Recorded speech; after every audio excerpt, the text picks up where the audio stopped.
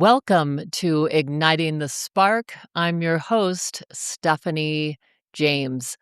Listeners, so wonderful to have you with us today. I'm just sending so much love to you. And as we start the show so often, I'm just inviting you for a moment to take a deep breath and drop into your heart. Just take that moment, if you will, and if you can, just put a hand on your heart and bring all that distracted attention and everything you've been putting outside of you, bring it on down. It's this 18-inch journey from our heads to our hearts. And when we take up residence there, we can feel grounded, we can feel connected, and in our hearts, that is the place where we truly are one. Our divine sparks are divinely connected. We are all a part of that golden web. Listeners, today I am so thrilled to have with me Deborah Santana. She's an author, business manager, and activist for peace and social justice. Her nonprofit, Do a Little, serves women and girls in the areas of health, education, and happiness. With the passion to provide educational opportunities for girls and women's, Miss Santana collaborates with organizations that work to prevent and heal relationship and sexual violence, improve the lives of America's abused and neglected children, and a worldwide community of artists and allies who work for empowerment, opportunity, and visibility for women artists. So I am so excited. We're going to be talking today about her new book, Choosing Me, Finding Freedom, Loving the Fire. Welcome with me, Deborah Santana. Deborah, welcome to Igniting the Spark. Thank you so much, Stephanie. It's an honor to be with you. Thank you. It is such a joy to be with you. And as we were talking before the interview, this book is so incredible. It is such an inspirational journey. And I have to start by saying I love this. This is a memoir for people that don't know yet. I love hearing the stories of your grandparents and your parents. It was such an important piece, it felt like, to include that because those were some of your deep spiritual roots. Can you talk a little Absolutely. bit about that? Yeah. Sure. I'm one of the really fortunate ones that had a beautiful upbringing with my family. I know that life is really hard for some families, and I know that every parent isn't equipped to be a parent, perhaps, and so children really suffer. So I don't want to minimize that, but my sister and I always talk about how grateful we are to have had the parents we had and come from the ancestral heritage that we had. So my parents, Saunders and Joe Francis King, my dad was Black and my mom Irish English. And in the 1940s, that wasn't legal in many states, including California, where they lived. So they started off, obviously, with this intention to defy society's prohibitions on their love and to be married, and then birth these two crazy young girls who were just always supported. We grew up in the church, so we had a very strong spiritual upbringing. And my dad was a very well known musician. My mom worked for the government. So they had two very different personalities and two very different lives, but they were in mad love for each other. And we got the benefit of that. I love that because what a beautiful model for you as a young woman. And so those two things, those two dynamics coalesced in your life as you continued on your path. So share with us a little bit about, you know, about that musical circle of power that you were in and how that continued for you. Yes. Well, my dad played the guitar every day in the house. And so we just grew up hearing this beautiful, he was mostly jazz. He was known as a blues musician, but he mostly played jazz at home. And I never saw him perform professionally until I was married and he was performing with my former spouse, Carlos, in these big arenas like Budokan in Japan. I never saw my dad play with his musicians. We had records and recordings and knew about dad's life, but we didn't get to experience it professionally. But my mom always taught us because, of course, she was 22 when they met and he was 16 years her senior. So she met Billie Holiday. She knew a lot of these musicians. I don't know if she ever met Miles Davis, but she knew that world. And she always taught us that there's no significance in someone's fame, that people are who they are from the inside out, and always look at character and choose people of good character. So I grew up within the hearing music. I mean, I grew up listening to Art Tatum and Ella Fitzgerald and all these different musical geniuses. So I had and of course, I played the piano, but not well, just as a child. But, we just grew up with all this art around us, but my mom is also super practical. So, we just grew up as Girl Scouts and debaters on the debate team and things that I think are very wholesome. And so important, so important for Yes. that well-rounding. So, I mean, it sounds like you were getting the creative side. You're doing these beautiful and important things. I was a Girl Scout too, so I resonate with you. I loved my Girl Scout days. Um, and so tell us about though, so how did you meet Carlos? And, I know you all were married 34 years, and then you made a choice around choosing you. Yes. I also was 22 when I got married, 21 when I met Carl. So so much similarity between my mom and me. And I don't know. I mean, was I conscious of that? I don't know. Or is that just the karmic path that I was on? So I met Carlos and I met at a Tower Power concert in Marin, and we just started dating. And then he was really a seeker at the time, and Mahavishnu John McLaughlin, a great guitarist, invited us to go to New York and meet his guru, Sri Chinmoy. So not long after we met, we started following a guru together. And the guru suggested we get married. I don't know that we would have gotten married had we not been on this spiritual path, but we did. And we were discouraged from having children. So we were together 10 years before we started a family. And the guru had a lot of control over most of the followers and his own philosophy, which I benefited from in many, many ways because it was very pure. And all the disciples, we just did physical activity. We ran marathons. We meditated. We were vegetarians. I mean, it was an amazingly healthy lifestyle, but the mind control part was unhealthy. Mm. So when we wanted to have a family, we left. And so we started our family 10 years after we were married. And there was so much good in our union, so much that was healthy and fun. But I also think that there was never a choice on Carlos's part to leave the rock and roll lifestyle. So eventually, even though I had such a great life, did so many wonderful things, started the Milagro Foundation and had our children, I still felt there was some discrepancy. I didn't want to be in a marriage that had infidelity. Mm. So that ultimately it was that I said I've got to live my pure life. I mean, I don't want that kind of life. I don't want that kind of energy around me.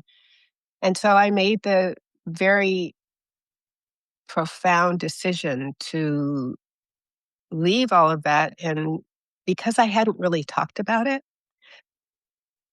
I know people knew, but it was pretty dramatic, and I really had to hunker down, trust myself, trust spirit, follow my inner guidance, and know that I would be fine and that I would be better, actually, if I went on my own. Wow, and how much courage I imagine that must have taken, and, Santana, of course, is just huge and has just been huge, and, Carlos being in that world, and then I just can imagine, eh, just that tension that that can create in a relationship, and, we hear about people as a psychotherapist, I have clients that come in that there's infidelity, and we hear about affairs all the time, but until you are in the interior of that and Mhm, experiencing that, mhm. it is phenomenally devastating. And, I think also the part of that maybe unless you've experienced it, which I know many people have, you just know that this person is not choosing you. They're finally always going to choose what makes them feel good and what makes them feel fulfilled in a way that in reality, I didn't need that. I didn't need to go and have some sort of relationship that would compete or show that I was worthy, but it does make you feel less than when you're in a relationship where someone is not faithful to you. And so I just thought that I actually can be whole in and of myself, and I need to do that, follow that path. Beautiful. Yeah. What an empowering, powerful declaration to the universe. I choose me. Mhm. Absolutely. And because I think that if we're listening to ourselves, I meditate every single morning. I've done Diksha, I've done Buddhist mindfulness. I mean, I have an inner life. I have always followed this path as a seeker. And so when you're listening to that and then you're living something where you're not really being true to yourself, eventually your soul starts kind of crawling up your heart and saying, let me out. Be what I want you to be. And I think it really came from the inside that finally gave me the courage. It came from my inner being that said, you really have a higher destiny. And it's great that you can support this wonderful person and be true to your family. But you're not being true to yourself. Mhm, mhm. And ultimately, that's who we have to answer to because that's who we're looking into ourself. We're looking into our own eyes in the mirror every night. Mhm, And I think that that's true. I resonate with you very much, being in that place where it's like if we don't listen to that inner voice, it gets louder and louder, and pretty mhm, soon you're up at 3:15, and it's mhm, just, I've shared this before, it's like Oprah said, "When that voice whispers and we don't listen, it's gonna speak a little louder, and then it's gonna mhm, speak a little louder, and if we don't listen still, well, pretty soon it's a brick to the head." mhm. Absolutely. Yes, I'm so grateful. What I did take a lot of courage. There were so many people who, when I made the declaration and I actually asked him for the separation and told him that I had to do it, so many people called me and said, don't do it, don't do it. He's devastated. And so many people just tried to wear me down. And it was so great because I had already bought my new house and I was already moving. I didn't know that I was going to make it though. I knew that I just set everything up for success, for my success. But there's that whole world that was pulling at me. So I just am so grateful. And my story is really about my intention is always to be a light in the world. That is my intention. And I've had a lot of friends who have not been able to do that and not been able to choose themselves when they were in a very uncomfortable or harmful relationship. So I want to be that light and say it may have taken me a few years to get it together, but I did it. And now I'm 17 years over it. So I through it, I should say, not over Yeah, it, yeah. but Yeah, yeah. so I can't imagine having stayed 17 years longer and compromising my spirit. That's just it. That's just it, and it is so inspirational to hear you say this because when you talk about choosing yourself and then being able to truly shine that light at a higher velocity, because you were already doing incredible things in the world before that, but there Mhm. is something so powerful and so many times, I have clients come to me and say, "Oh, well, I feel so selfish." I'm Oh, leaving this bad relationship, and again, oftentimes with infidelity, and it's the least unselfish thing you can do if you pan out and look at the Yes, bigger picture, yes. because what you are doing is then when you are whole in choosing you, just as Mhm. you said, then you can shine that light and contribute at such a higher and brighter level. Yes.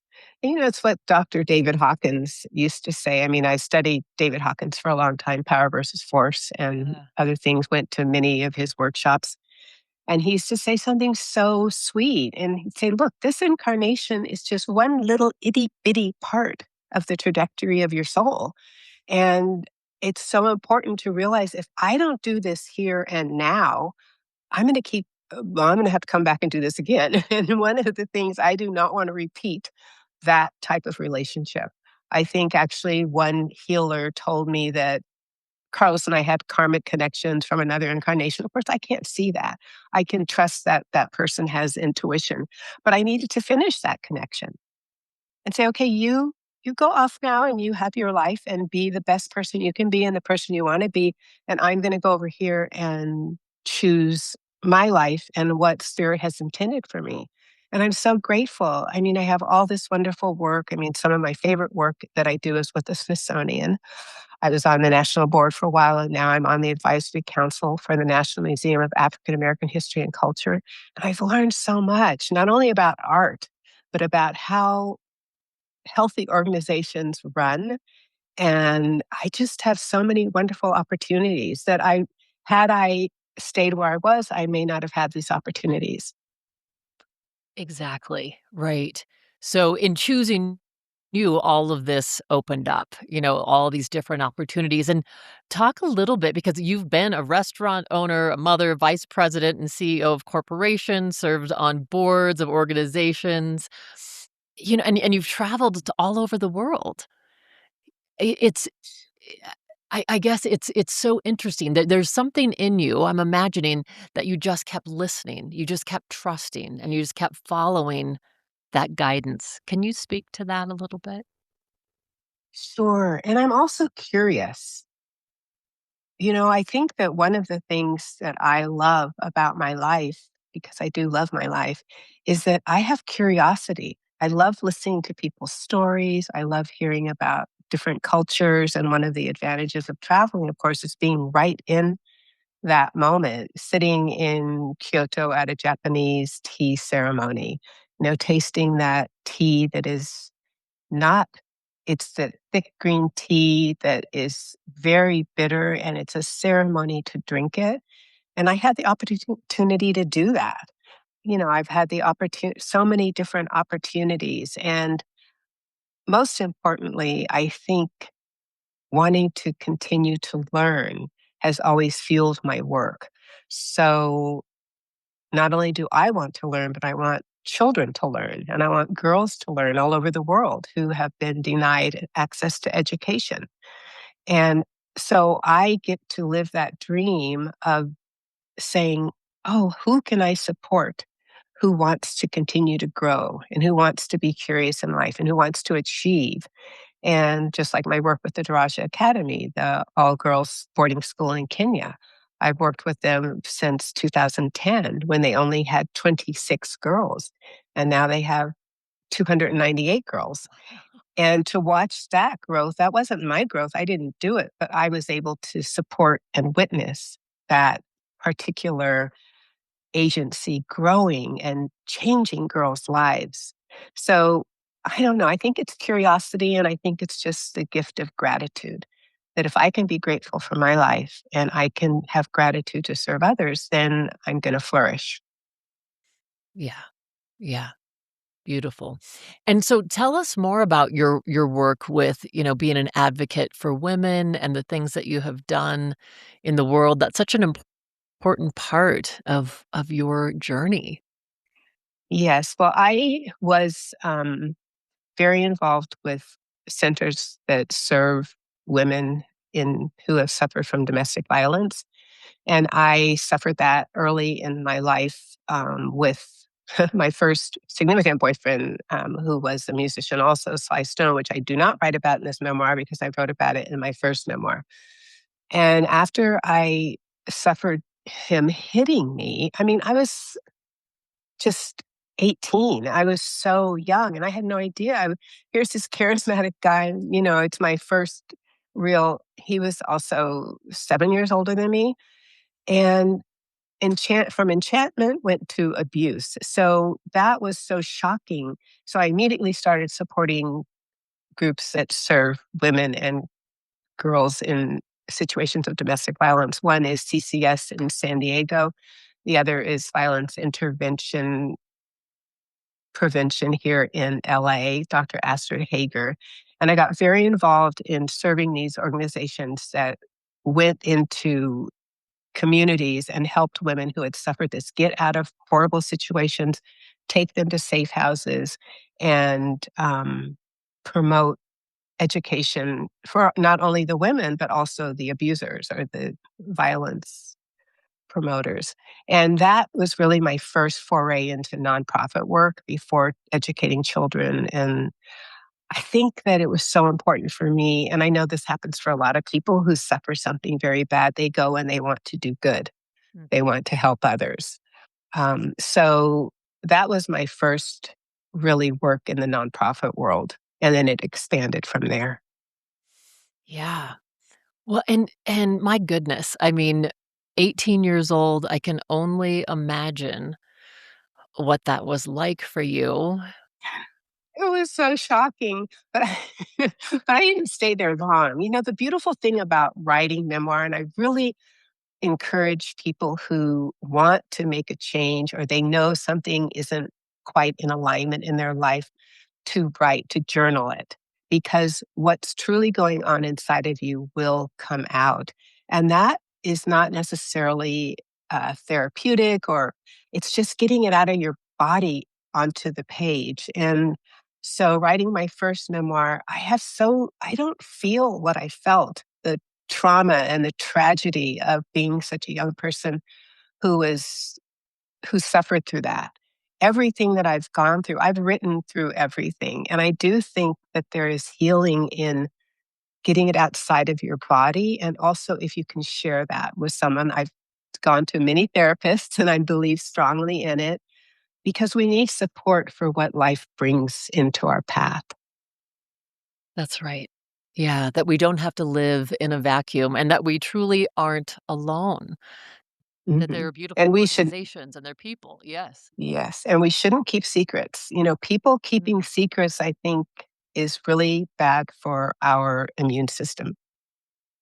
So yes. get it out. Everybody get it out. That is right. No, that is so true, and I love, you talked about journaling and how important that is because it's like we're journaling to our soul when we're sharing those things, and when we Mhm, earlier talked about some of those whispers, it's that guidance that can come up. We're just writing on the page, and all of a sudden, we're able to see ourselves in a little bit different mhm, perspective. It gives us some vision, some inner vision, if you will. mhm. And then, my goodness, when we can share it with someone else, with a trusted, Yes. safe Mhm. person, that's powerful.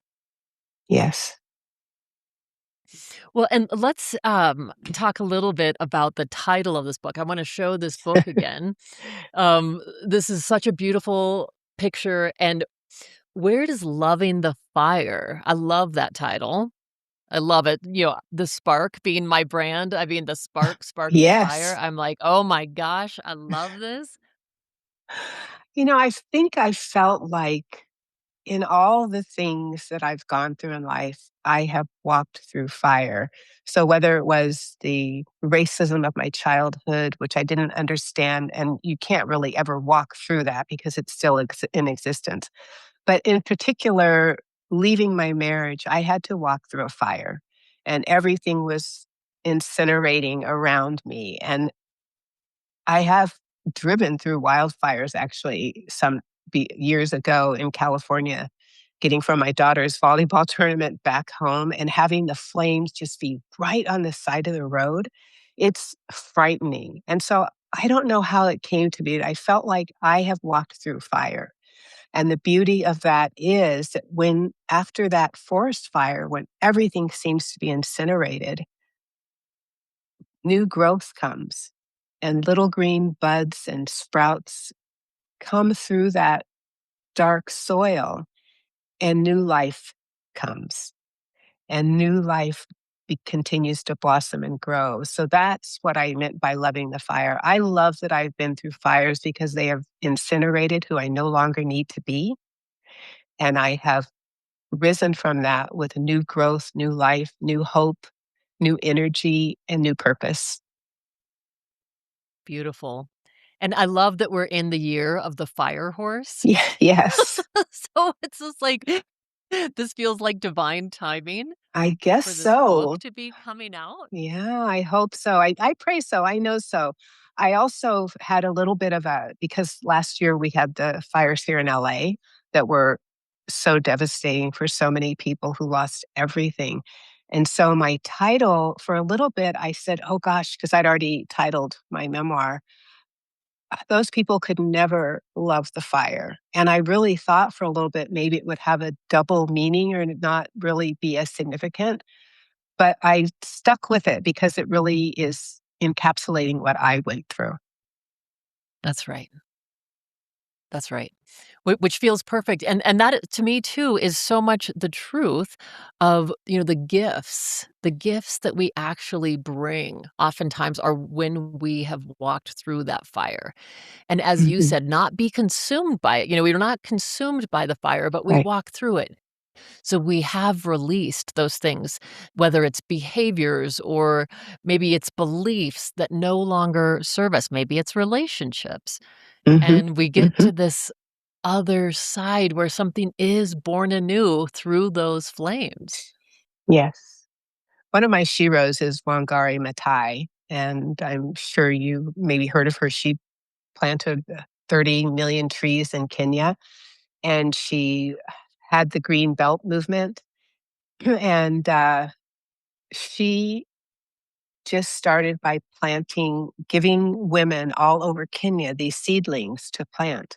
And soon, this green belt movement was so universal, and all of these women were then having a some sort of cottage industry to work with whatever they had to work with to build new plant new trees, have new industry.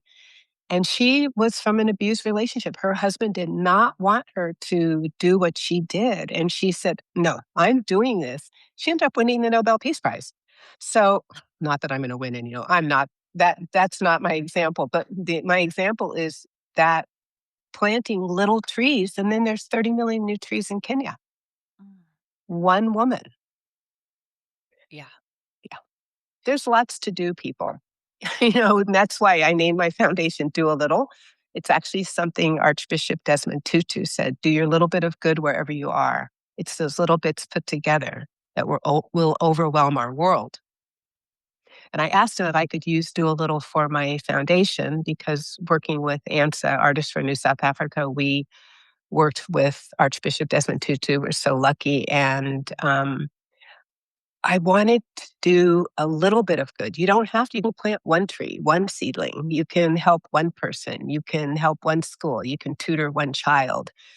There's so many things we can do to overwhelm our world in a positive way. And that's really my goal. Yeah. Thank you so much for saying that because I think that one of the things that I notice too with a lot of the people that I work with, also as a transformation coach, people will say, well, I'm not contributing enough. Mhm. I'm not at this level. Like I see Right. this person and I want to be like them and I'm not there. And yet your message is so beautiful and so profound because it is do a little, do whatever you can do in this world because it all matters. Hmm. Every little piece of that good contributes to the greater whole. Absolutely. Yeah. So, so beautiful. So right now, I'm curious, Deborah, for you. I mean, here you have this beautiful book, and I know you're gonna be just having all kinds of interviews and speaking things. What else is lighting you up as you're looking at the path forward right now? Mm. Well, I'm very fortunate to be a founding investor in the Courage Museum, which is going to be an interactive museum in San Francisco in the Presidio. It's a project of Futures Without Violence, an organization that I have supported for quite a few years with an amazing founder, Esta Solar.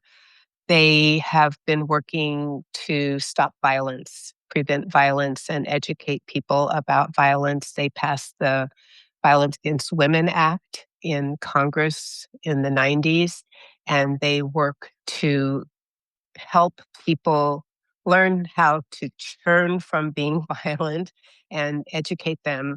And now we're going to have this museum where it's geared toward high school and college students, but welcomes everyone, where we're going to have exhibitions where people walk through and you look at, well, what is violence? And how can I notice it in myself? How can I notice it in my community? How can I make changes? And then there are these empathy mirrors that we have filmed with so far 15 people who have suffered violence. And the empathy mirror, they tell their story. And then you sit in this booth and you listen to their story. And then you have a call to action. What are you going to do? And when people continue, I think there's 6 rooms that you walk through in the museum. And at the end, it's change maker. So, what do you want to do to change this world of violence? And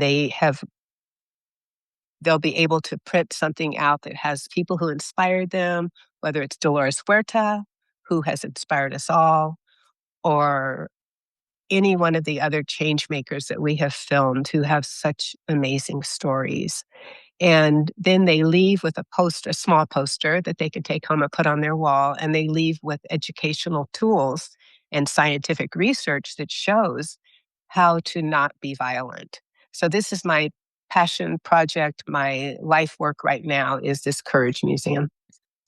Yeah. This is so exciting because it takes learning or knowing something intellectually to the inner alchemy through Hmm.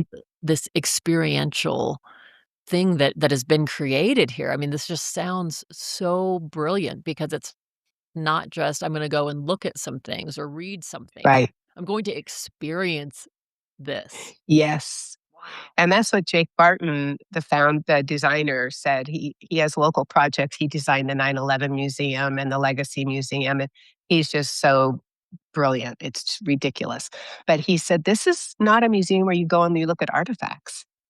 This is a museum where you are part of the experience and you leave changed." So I just find it absolutely stunning and going to be really transformative. So many youth are already involved. We have an education program that we're inviting the high school students to help create with us, message with us. So this is exciting for me.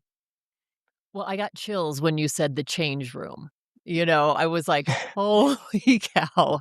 How Yes. beautiful." And thank you so much. I mean, I just with all my heart, I just wanna thank you for the really incredible light that you shine on this world. I mean, it almost brings me to tears, that you Thank you so continue, much. that you Thank just you. continue, and you continue, and you continue to shine your light, and it's such an inspirational beacon for all of us. Thank you. So I'm so lucky. oh my gosh. Yes. Well, and thank you for sharing that luck and your blessings with us through the work that you're doing in the world. And so Deborah, tell us, how can people find out more about you and how can they get your wonderful book? Thank you. They can go to my website, deborahsantana.com, and there's a link to pre-order the book because it's not going to be out until April 21st. And there's also a link to my events. I hope to come to Santa Fe in June, uh, and maybe you'll be in conversation with me if I I would come. love that. Heck yes. I would Oh, love that. I'm That would be so wonderful. I'm there. okay, great. So, yeah, so I'm going to be on a book tour, and I'm just so excited to get out there and spread to people this knowledge that we can change our lives for the better. And I'm there to be in support of that. And so in my book signings, I hope to have a little bit more interactive experience. So if anyone wants to talk about what they're walking through, they can talk about that too. So yeah, I'm just going to start my events. So go to my website, and also there's excerpts from the book there. Beautiful. Oh, so exciting. Listeners, we're going to have links for all of this in the show notes, so know that you can get this. And Deborah, as we're wrapping up, what is an essential message that you would like to leave with the listeners? Mm. Everyone has a reason that they're here. It's a special reason, and no one else can tell you what that is. One must go within and feel the resonance of their calling, of their life. And so I encourage people to do that so that they know they're on the right path and they live with joy. And even if we go through hard times, you come out the other side with new life. Mm, beautiful, beautiful. That's a mic drop moment. Deborah, thank you so much. Thank you for sharing your joy, your love, your wisdom, and your spark with all of us. Thank you so much, Stephanie. Be well. God bless.